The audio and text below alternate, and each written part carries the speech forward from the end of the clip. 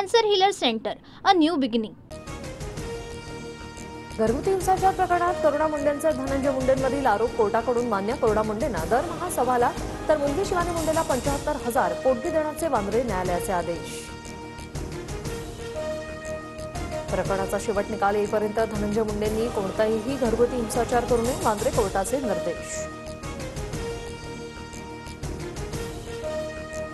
धनंजय मुंडे दोषी असल्याचं कोर्टाने म्हटलेलं नाही. कोर्टाचा आदेश फक्त अंतरिम पोटगीचा. धनंजय मुंडेंच्या वकिलांचं स्पष्टीकरण. आज मला अधिकृतपणे धनंजय मुंडेंच्या पत्नीचा दर्जा मिळाला. करुणा मुंडेंकडून न्यायालयासह वकिलांचे आभार. दरमहा 15 लाखांच्या पोटगीसाठी हायकोर्टात याचिका करणार.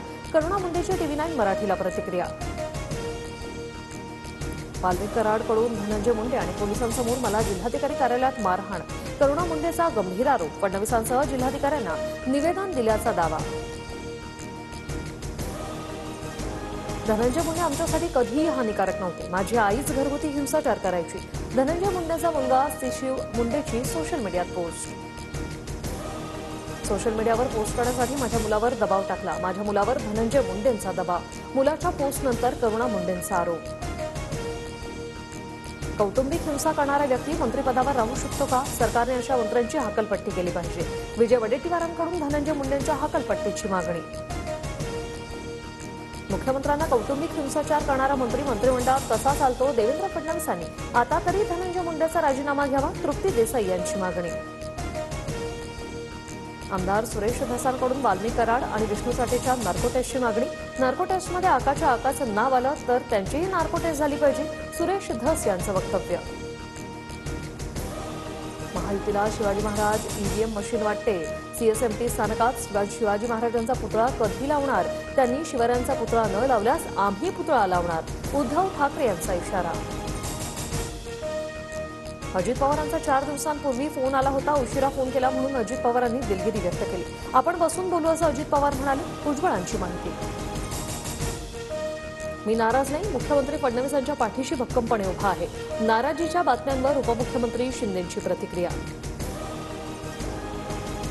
पुण्यात उद्योजकांना ब्लॅकमेल करून वसुली केली जात असल्याच्या तक्रारी. उद्योजकांना त्रास देणाऱ्यांवर थेट मकोकाची कारवाई करा.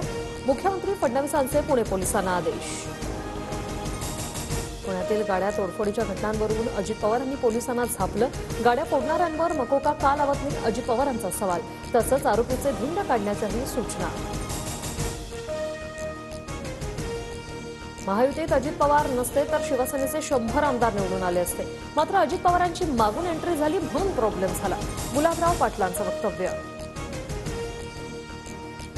सांगलीत पृथ्वीराज मोहोळ आणि शिवराज राक्षेची कुस्ती घेणार. डबल महाराष्ट्र केसरी चंद्रहार पाटील यांची घोषणा. तर दोघांना प्रत्येकी 25 लाख रुपयांचं बक्षीसही जाहीर. आम्ही दोघे सगळ्यांना उडवून टाकू. महायुतीच्या नीट बातम्या द्या नाहीतर बघा. अजित पवार यांचा पत्रकारांसमोर मिश्किल संवाद.